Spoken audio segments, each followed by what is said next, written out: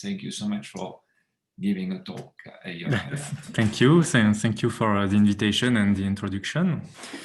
So yes, I will switch off the video to be able to write on the tablet. Sorry for that. Okay, so I don't know of the background of the people, so I will speak about some algebraic geometry. If something is not clear, please stop me. Okay, I will write, so it's very easy to change a bit what I have in mind. And so the general subject of my talk will be to discuss some new hyperbolicity results for some moduli spaces of varieties that are obtained using Hodge theory.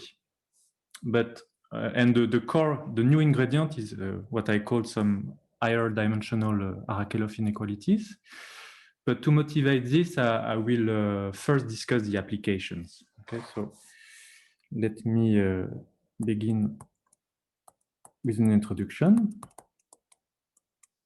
And I will concentrate first on one of the most studied moduli space of varieties, namely the moduli space of abelian varieties. So let me recall this notation. So it's AGN, and so it denotes the moduli space, moduli stack of principally polarized.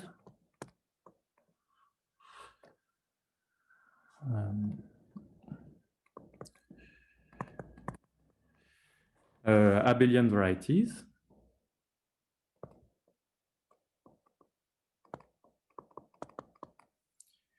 And so of dimension G.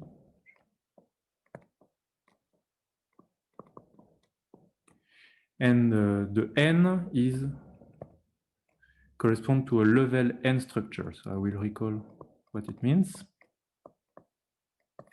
Okay, so in this talk, I will just speak of complex varieties. Okay, everything is over C. And so what is a level N structure on an abelian variety? So A is an abelian variety over C. So one way to define it, so algebraically, is so you can look at the torsion in A. Okay, it's a group, and you can look at the N torsion, and by definition, a level N structure is a basis of the N torsion.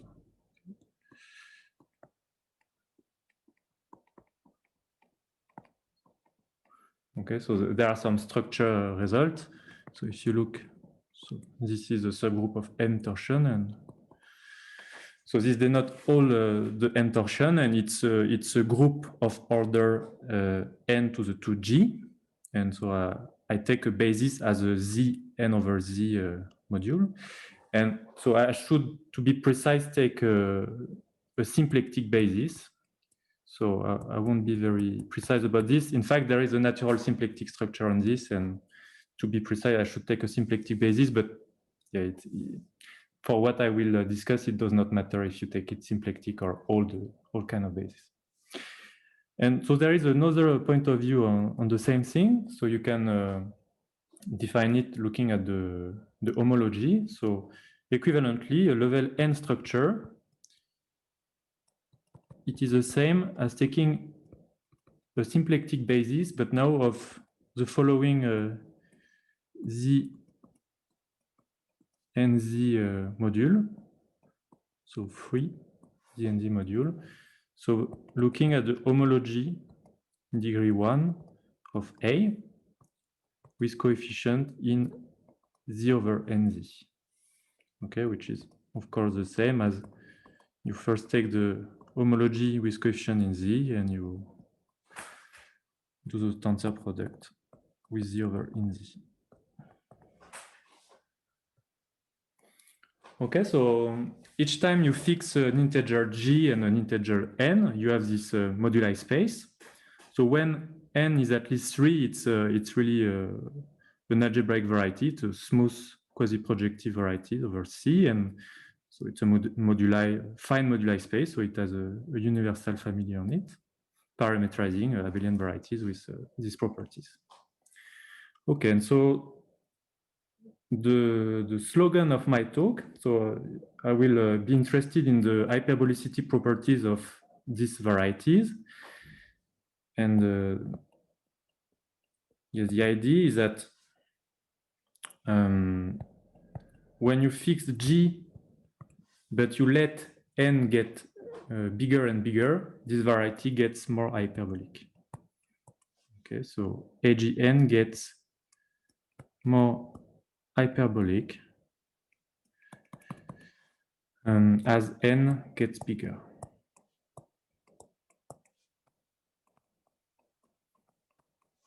Okay, so one of the goals of my talk will be to explain what I mean precisely by this. But so let me look first at the simplest example. So namely when G equals 1.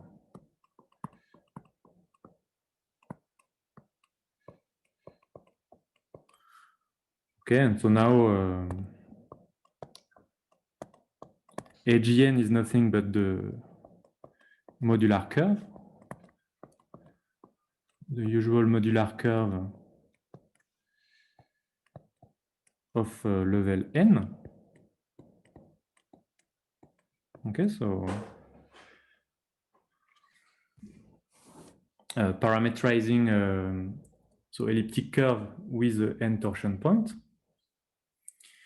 And so if n is at least, so 2 is sufficient here to really get a fine moduli space.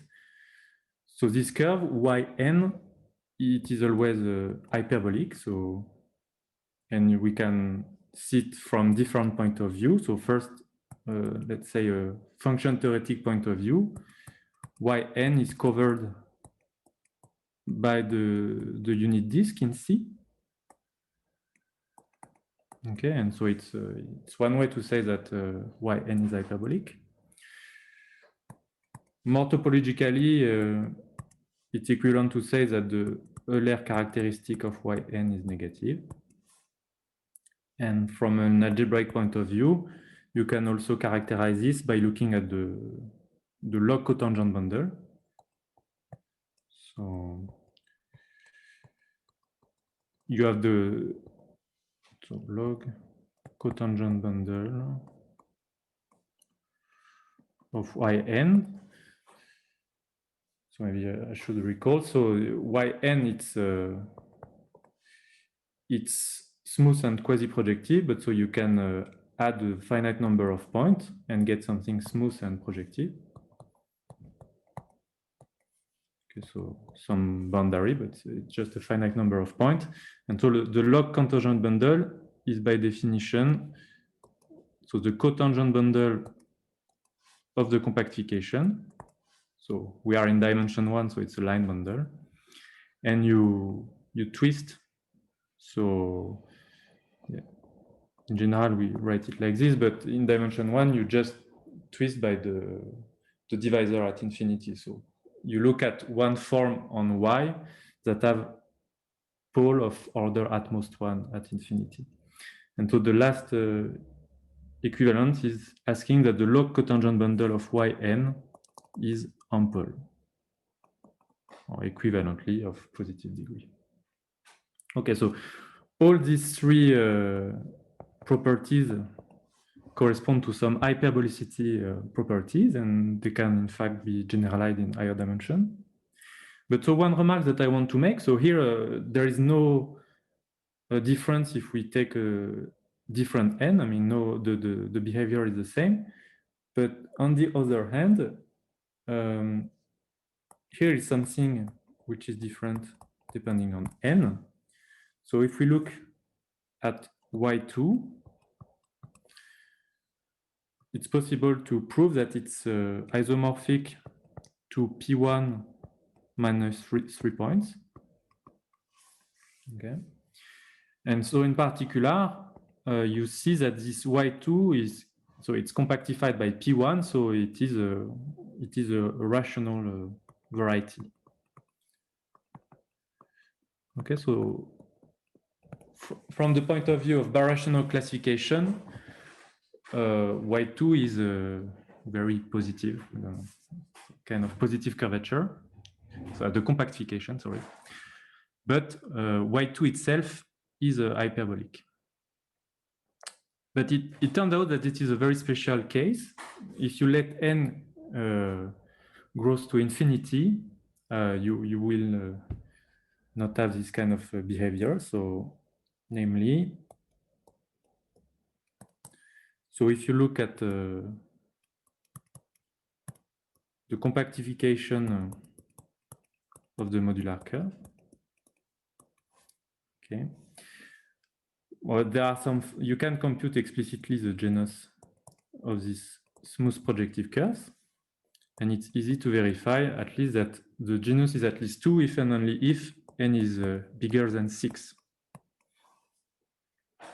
Okay, so if n is big enough, the compactification of yn is of general type.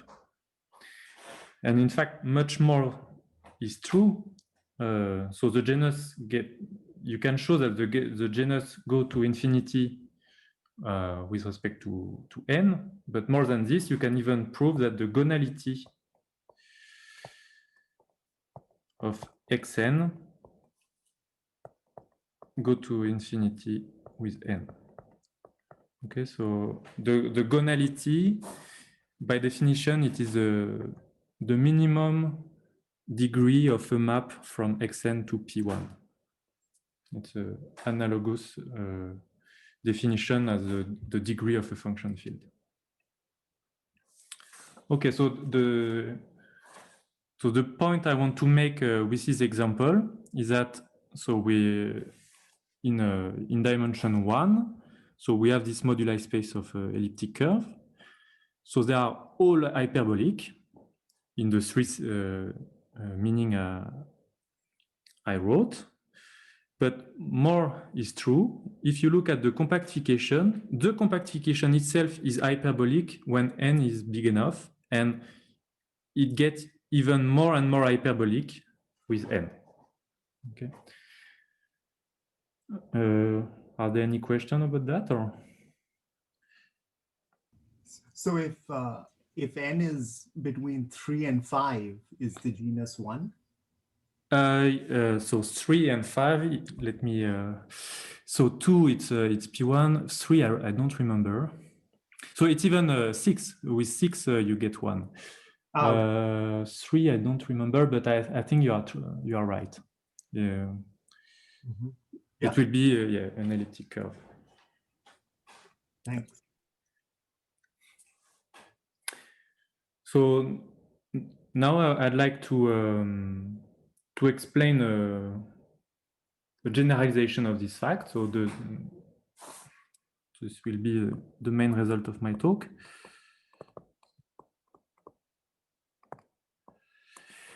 And here is a setup. So I will fix a complex algebraic variety. So it can be, so let's say irreducible, at least, reduced, but it can be singular, which is not very important for what I will say. And on this variety, I will fix a local system. Okay, so a locally constant sheaf with some Z structure, so a Z local system.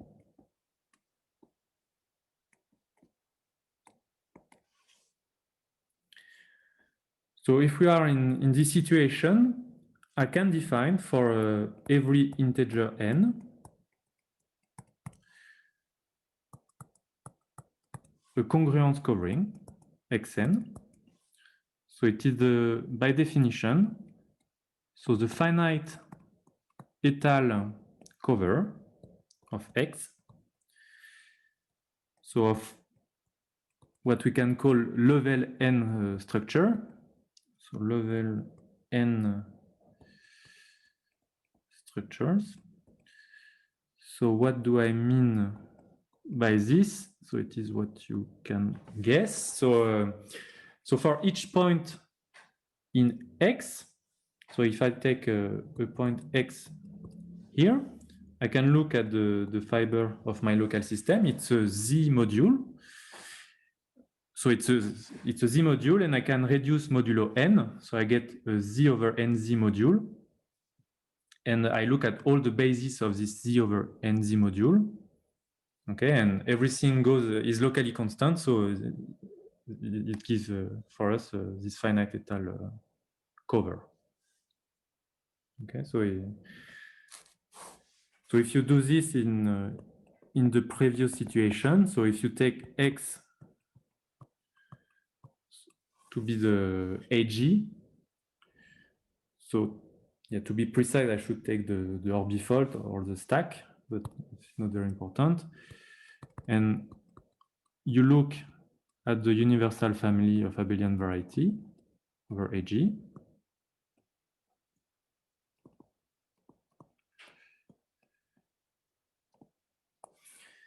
Then, as a local system, you can take the relative homology in degree 1. Okay, so you can look at the push forward of the constant shift Z and idealize. So this is the relative homology in degree 1.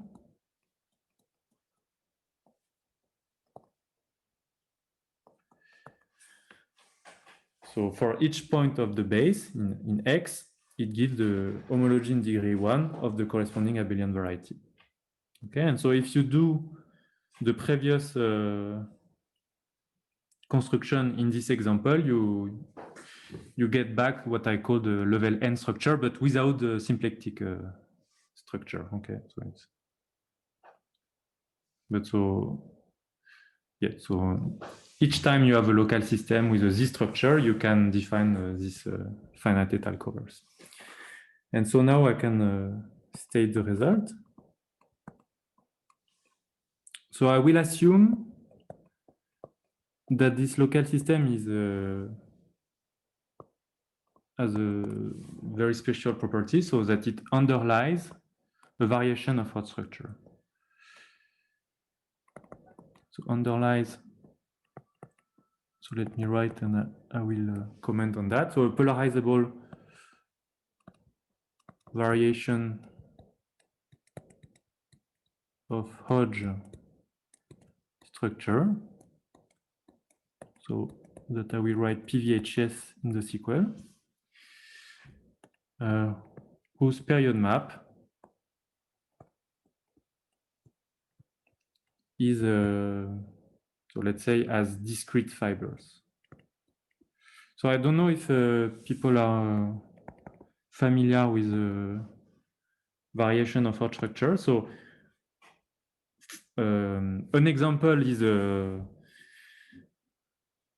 so the variation that comes from geometry. So if you look at the family of smooth projective variety, and you look at the associated family of cohomology group, this gives such an example. And in particular, we can look at the special case before, so moduli space of abelian varieties and this local system L. It will be, so if you are not familiar with variation of Hodge structure, you can stick with this example, so moduli space of abelian varieties. Okay, and the condition on the period map is just, let's say, a maximally non-degenerate condition. And if you begin with a variation of Hodge structure, you can always reduce to this setting by contracting all the subvariety on which the variation is constant, is trivial. So it's not really, so you can always reduce to this situation. Okay, so it's, and so now the statement of the theorem. So first, a non-precise statement. So you look at this étal cover xp. So now p, for some technical problem, need to be a prime number. And so the informal statement is that xp gets more and more hyperbolic as p gets bigger. Okay, so as p, any prime number is big enough. And so let me now give some precise statements. So there will be a different incarnation of this idea. So first result, if P is sufficiently big,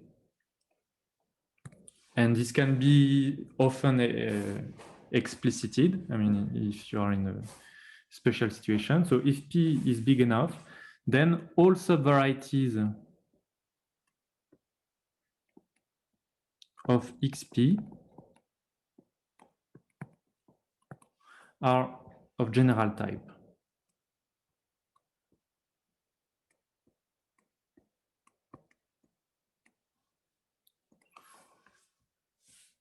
Okay, so maybe I should comment on the definition of being of general type. So by definition, being of general type, it's a condition, it's a birational condition. So you say that a smooth projective variety is of general type if its canonical bundle is big. So you have many pluricanonical sections. And in general, you say that an algebraic variety is of general type if any smooth projective variety which is birational to it is of general type. Okay, so in this case, if X is not proper, this really says something on a smooth projective variety birational to X. Okay, so this is a bit surprising because the data is given on X, not on a compactification. Okay, and that's why you need this P to be big enough. And so we saw already in the case of elliptic curve such a situation. So now a second kind of hyperbolicity properties. So if P is big enough, so is bigger than a constant which depend on G, so G will appear in the statement. So then all curves in XP have genus at least G.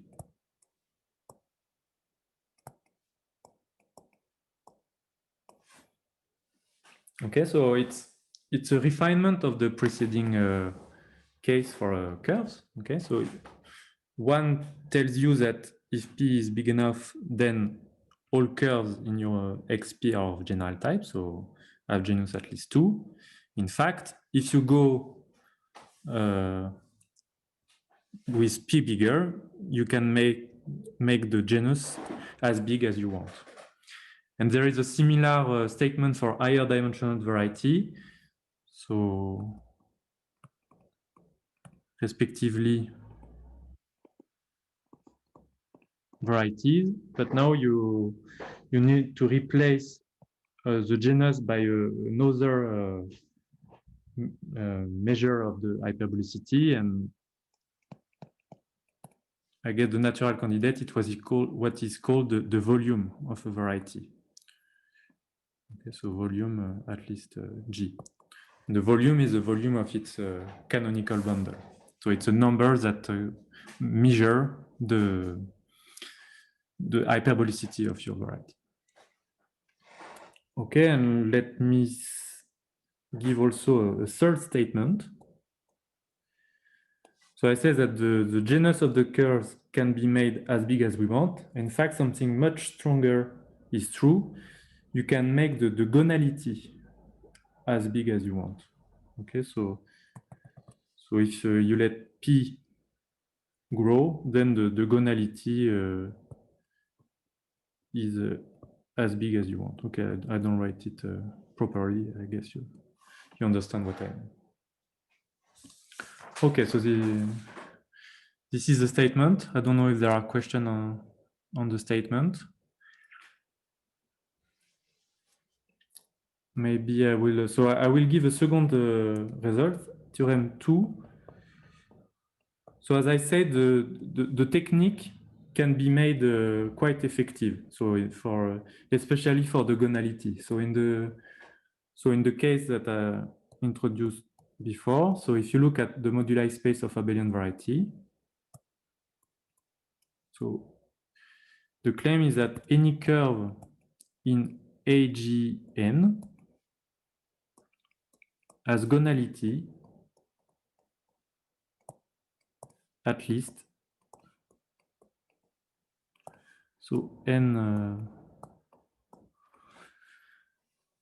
yeah, so I always forgot in English how you say that. So yeah, the smallest integer bigger than n over 6j. Maybe called ceiling. Ah, thank you. So the ceiling of n over 6g. Okay, so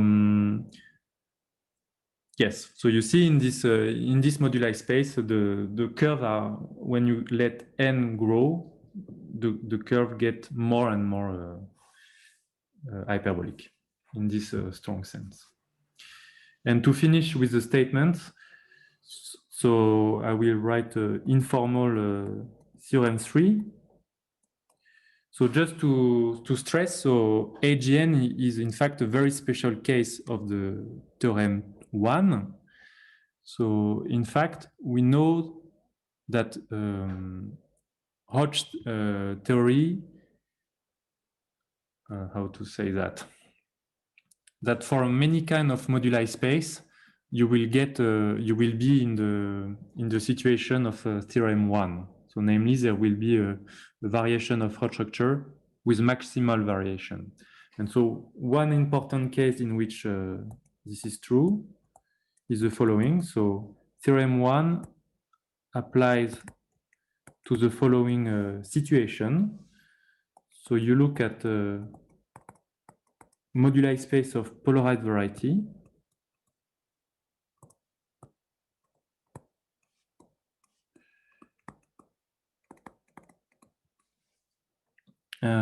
Polarized variety. And so, you ask that these variety are special in the following sense. So they have a trivial canonical bundle.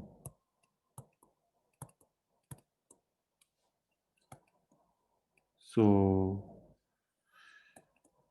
if you want Calabi-Yau varieties, but in a weak sense, I just ask that the canonical bundle is trivial.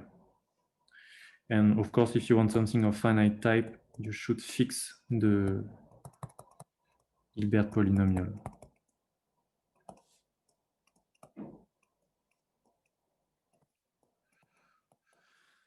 Okay, and sorry, so P is not appearing yet, but so P correspond to take a level P structure on the middle cohomology, middle degree.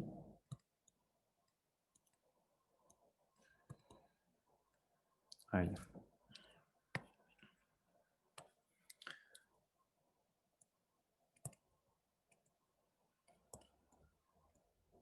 So on the middle degree cohomology of the variety. Okay, so to go from theorem 3 to theorem 1 to theorem 3, the fact is that for variety with a trivial canonical bundle, if you look at the variation of Hodge structure given by the middle degree cohomology, this variation of Hodge structure has maximal variation on the moduli space. Okay, so this is some cohomological computation, easy one. Okay, and there are also many more examples, but just to give a general one. Okay, so this is in some sense the motivation. So to tell you that Hodge theory is an interesting tool to prove hyperbolicity of this kind of moduli spaces. And now I would like to explain one of the main ingredients. So this higher dimensional Arakelov inequalities. So this will be my part 3.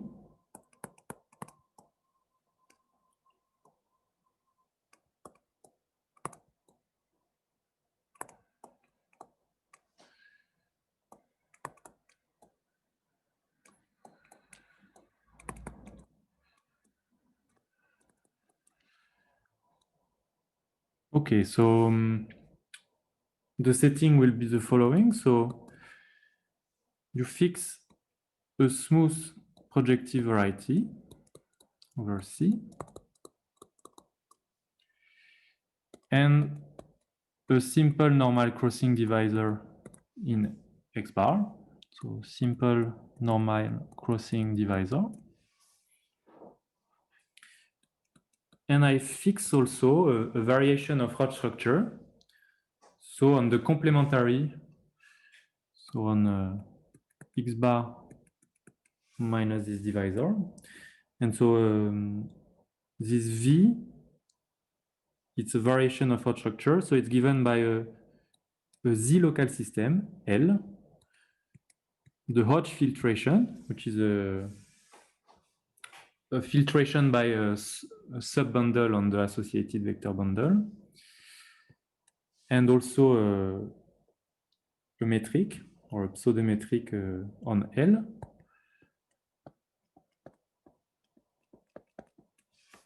So polarized variation of Roch structure on this.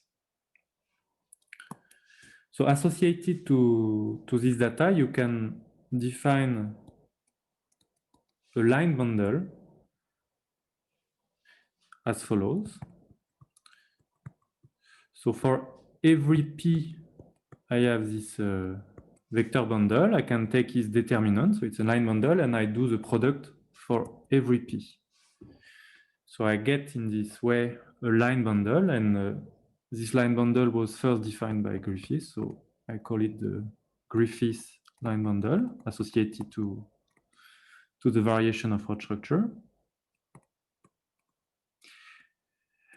And so this line bundle, in some sense, is a way to measure how the variation is non-trivial. So in particular, so if you are on a, let's say the divisor is, well, let me first, sorry, say something else and I will come back to that. So first, so as I defined it, the line bundle is only defined on the complementary of D. But so an important fact is that there is a canonical extension of this line bundle. So LV has a canonical and also functorial extension to X bar.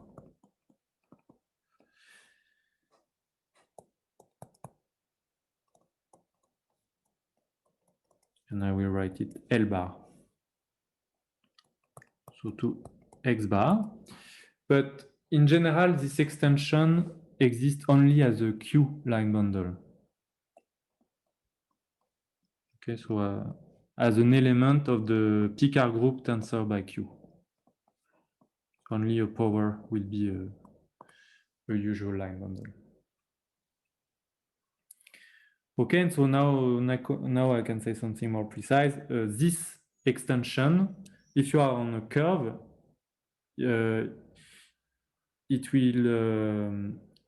will be trivial if and only if your variation is what is called isotrivial, meaning that it becomes trivial on a finite étal cover. Okay, so in this way, this line bundle measure how much your variation is non-trivial.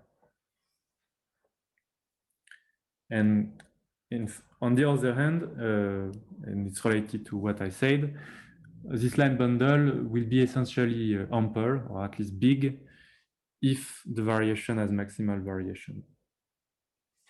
And so now I can state these higher dimensional Arakelov inequalities. So I will assume, as before, that the period map So here I just need generically immersive, so slightly weaker, but it's but still I ask that I'm in this maximal variation range.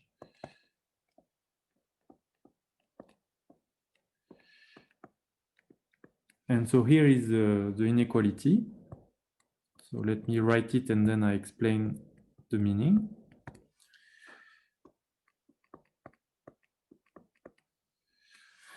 Okay, so it's an inequality between line bundles. So here I have the Griffiths, extended Griffiths line bundle. Here I have the log canonical bundle of my pair. And gamma, it's a constant. It's just a scalar. So it's a positive constant that depends only on the discrete invariant of the variation. So namely, depending only on the rank of the Hodge filtration. Okay, and so what do I mean by this sign? So I will say that, let's write it. So it just means that if you look at the difference of the corresponding divisors, I want that this difference is pseudo-effective. So means that the difference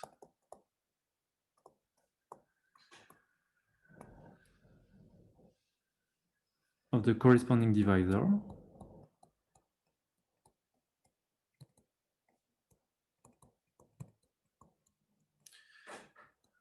is pseudo-effective.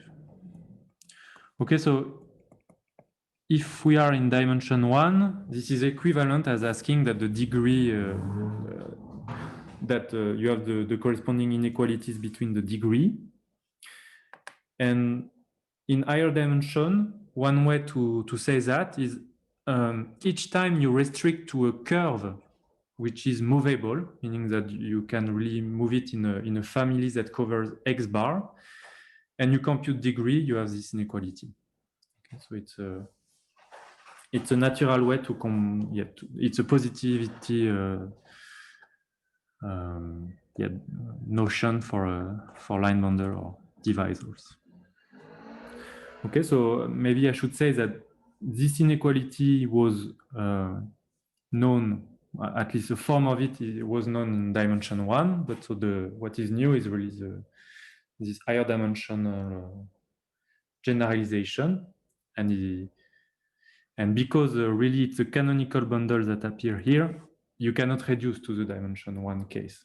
So, and the proof is really different. In fact, it gives a new proof for also in the case of rank 1.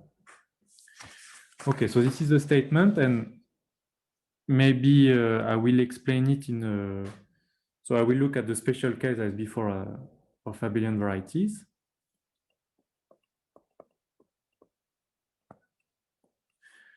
So if you consider an abelian scheme,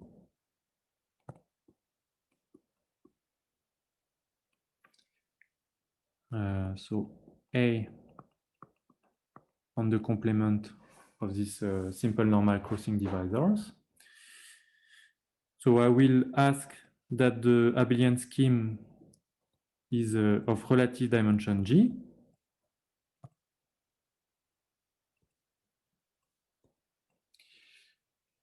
And with maximal variation. So meaning that the associated map to the moduli space is generically finite.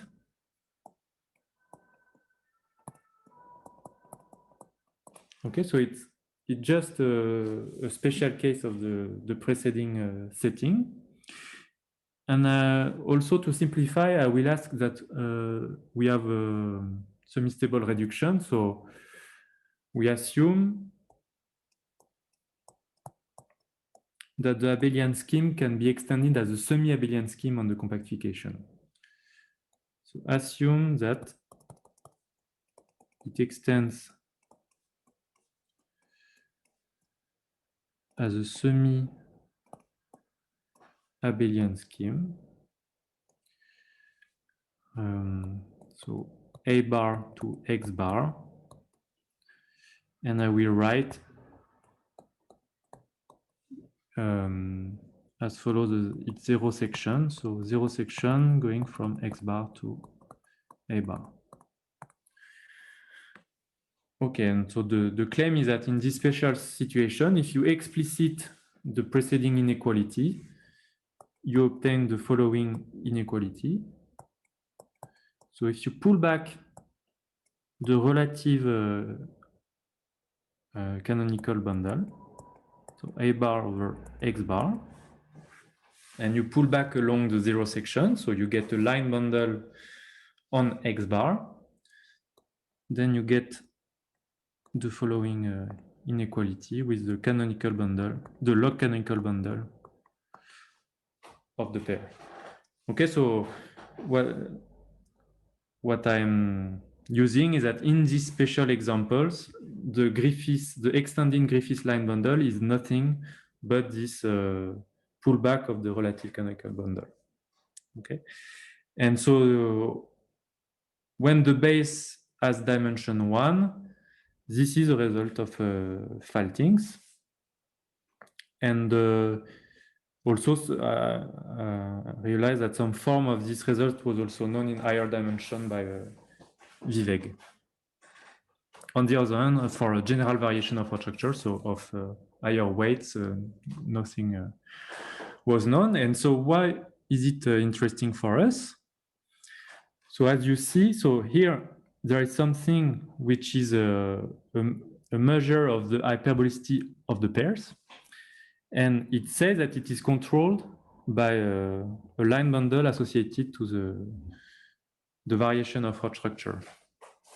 And in particular, because Griffiths line bundle is functorial, it tells you that the positivity of this log canonical bundle for the variety, but also for all the subvarieties, is controlled by the same line bundle, by the positivity of the same line bundle. So for example, as a direct corollary of the theorem, you get the following. So of course, here, if I know only that the Griffiths line bundle is positive, I will get a result on the log canonical bundle. But so you can just twist by some by minus d to some power, and so you get, for example, the following corollary. So assume that when you twist Griffiths line bundle by minus gamma d, so it's a Q line bundle, and you assume that it's positive, so that it's big. Then, really, from the theorem, you get that every subvariety of x, so x, which is the difference, which is not contained in the locus where L is not positive, so not contained is, so technically it's the augmented base locus of this line bundle. So they are of general type.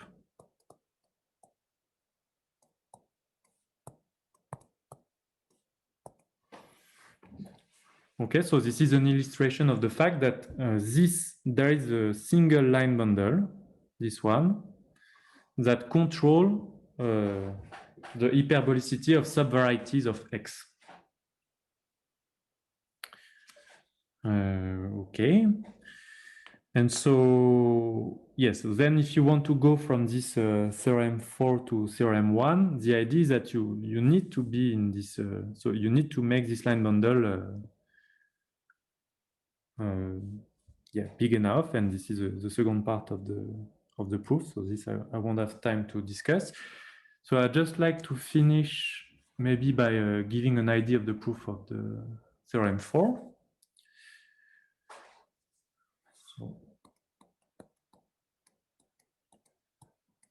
idea of the proof of theorem 4.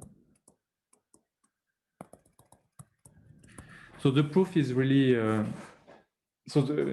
should say that the proof gives an explicit gamma, but I don't want to write it's a formula and it's not very interesting, but it gives an explicit gamma. If you're not interested in an explicit gamma, it's possible to give a purely algebraic proof. But if you want the explicit gamma, and the best one, sorry, the proof that I wrote is using a metric. So here is the basic idea. So if you start with the variation of Rho structure and you construct this Griffiths line bundle, so it's a bundle that lives on X. In fact, from the polarization, you can construct the Hermitian metric on L. So it comes with a canonical Hermitian metric, H. And moreover, so you can look at the associated first Chern class. Okay, so it's a 1-1 form. And if we are in the previous setup, so meaning that the period map is generically immersive, you can check that this 1-1 form is in fact a pseudo-Keller form. So it's generically a Keller form. So it's a pseudo-Keller form on X.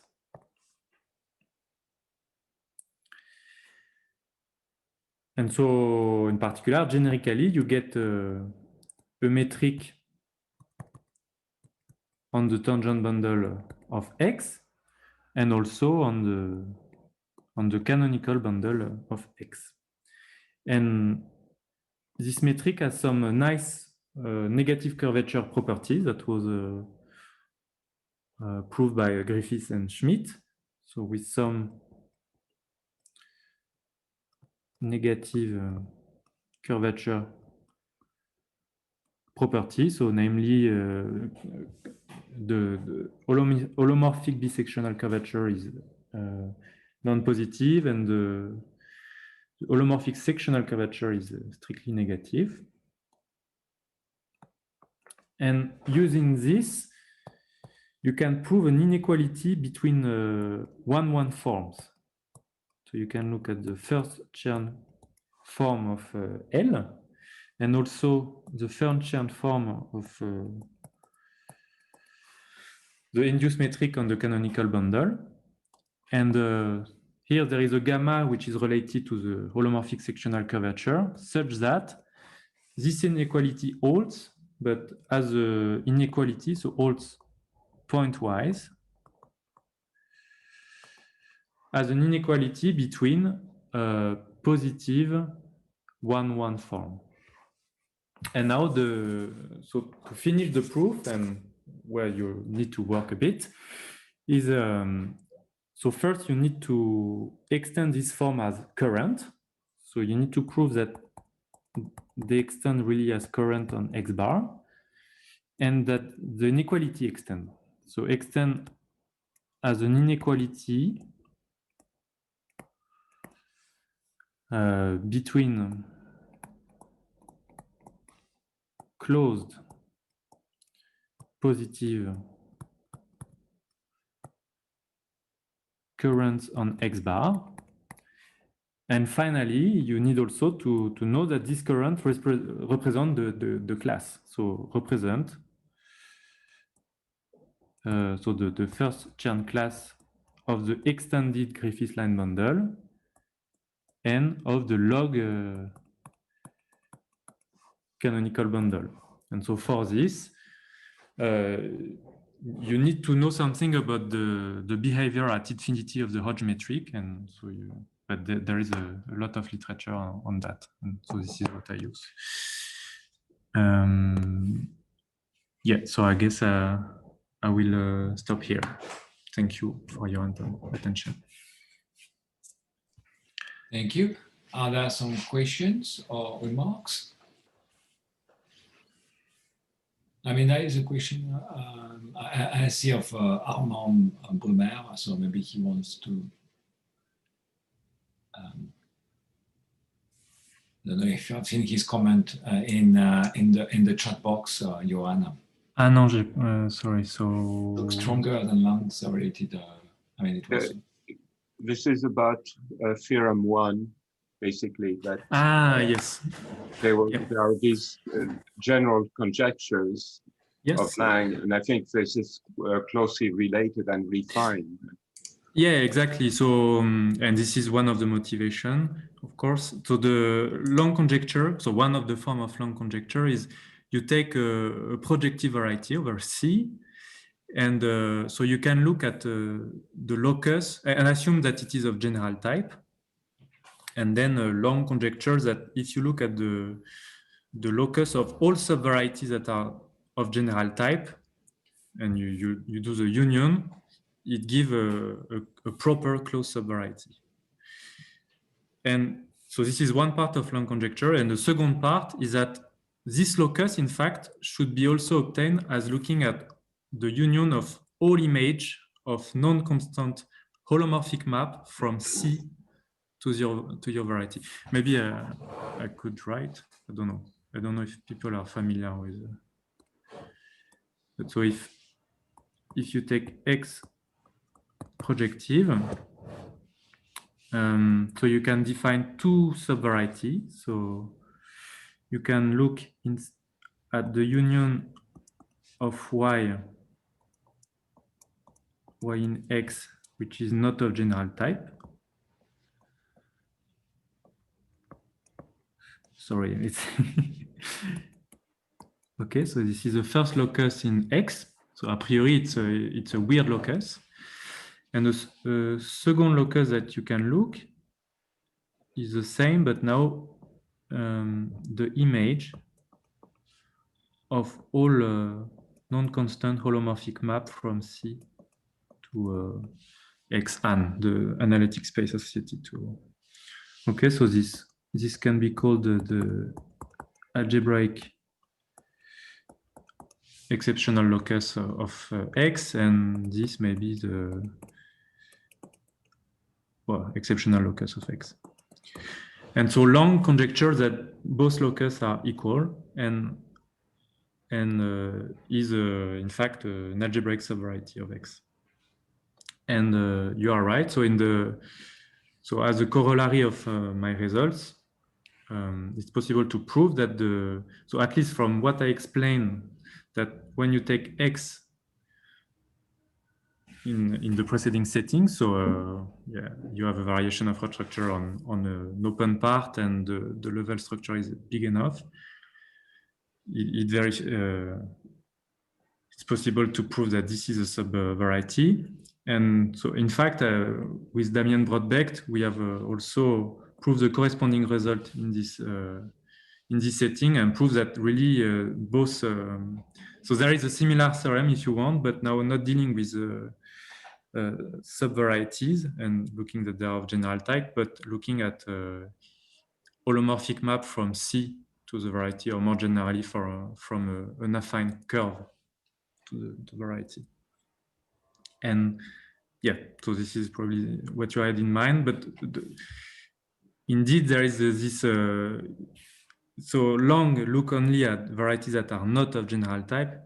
Here I want to measure, to introduce a measure of hyperbolicity. So, and this is so using the genus or the volume, and in the setting of holomorphic map, there is also a possibility to measure this, a kind of holomorphic genus.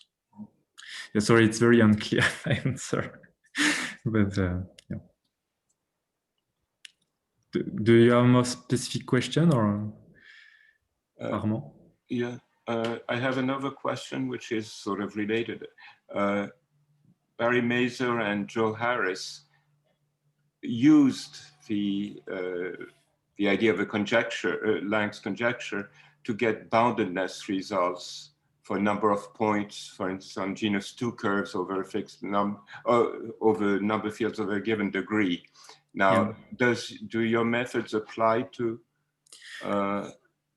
these results? So possibly. So this one. So the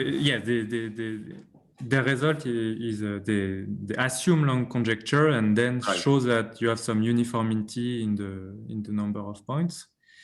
So I didn't really think about this, but on the other hand, it's related to other let's say that I can attack the corresponding question, but not looking at points over number field, but point over function field, complex function field. So you can, you have analogous results. So long tells you that if you are hyperbolic, then you should have a finite number of points over any number field. And also you expect that, so it's not true that you will have finite number of points over function field, but at least you will have finite number of deformation family. And with this technique, you can say something on that, some uniformity results. But I cannot give you in 1 minute a nice result, but yes, just telling that it can be used. Thank you. I think that there was a question also of Sohail Memarian Sokarbi. I'm sure, sorry if I don't pronounce well the name. That's okay. I have a question about theorem 3. You said at the theorem 1 may apply to many modular spaces. So I'm just wondering, does it apply for Hilbert modular variety, which parameterizing abelian variety with real multiplication? It's so Hilbert or any kind of Shimura varieties, in fact. So what you need is to have a nice variation of Roth structure. And so on any Shimura variety, in the case that you are looking at, you just look at the family of abelian varieties living on your moduli space, and you can apply it. So it's true for any Shimura varieties. Thank you. And it can be, so in this case, it's more than true. So as I said, so for AGN, for example, so I wrote that the gonality, you have an explicit bound on the gonality. And in general, for any Shimura varieties, in principle, there is also such a bound. What you need as an input is to know something about the Hodge line bundle or the automorphic line bundle. So you need to know the existence of some cusp form of some degree. So if you have this kind of information, then you get explicit bounds. So in theory, you can make it quite explicit in the case of Shimura varieties. Thank you. Thank you.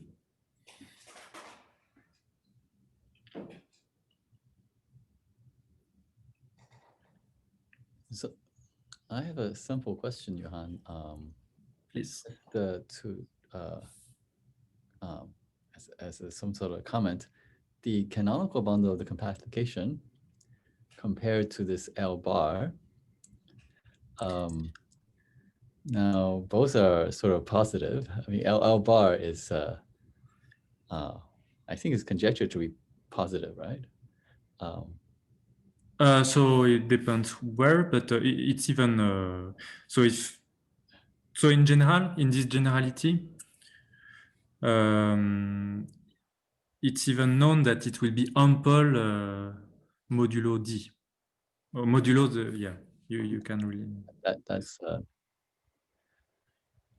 But sorry, the question. And so what? I mean, you know, both bundles are ample modulo D. Mm-hmm. Presumably, there's a nice compactification where maybe L bar is ample, and then somehow this WD is you can use this to show that WD has the expected ampleness property. So it's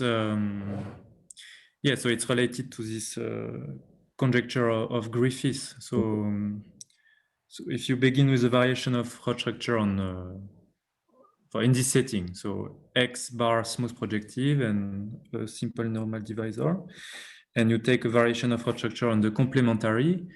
So Griffith's expectation is that if you take this extended line bundle, it should be semi-ample. So what we know is that it's semi-ample modulo D at the moment. But Griffiths even expect that it's really semi-ample everywhere. So one way maybe to prove that would be to use this kind of thing. But at the moment, I've been unable really to use that. But the inequality says that there is a link between the positivity of the variation of our structure and the positivity of the variety. So maybe we could use the canonical bundle, the canonical model of the variety or something like that. But I mean, because at the moment they're just semi-positive, you don't get an embedding of L bar into some power, right?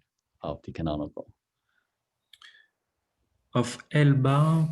Of L bar into the, because L bar is less positive than the canonical. Yeah, exactly. The problem is a bit in the other direction, in fact. If maybe one way to say it is that if Griffith's conjecture is true, is on every variety there should be some kind of inequality in the other direction, but now the constant will really depend on the variety. They should.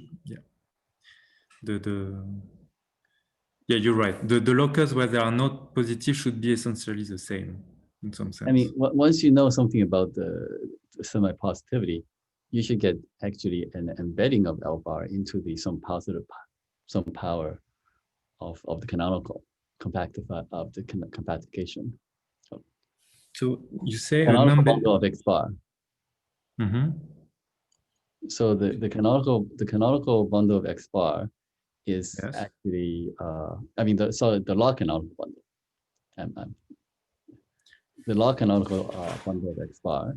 Yes. This inequality says that somehow some power, some constant power of that is bigger than L bar, right? Mm-hmm.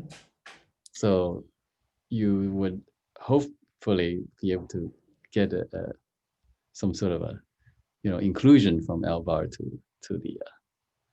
I see what you mean. So the difference is semi-positive. I mean, that's yes. But, I don't know something more. But the more precise that I know is a bit what I said in the proof. In fact, you can really compare the locus where they are not positive using this metric. There is you can compare their augmented base locus or something like this. But I cannot say more than this inequality.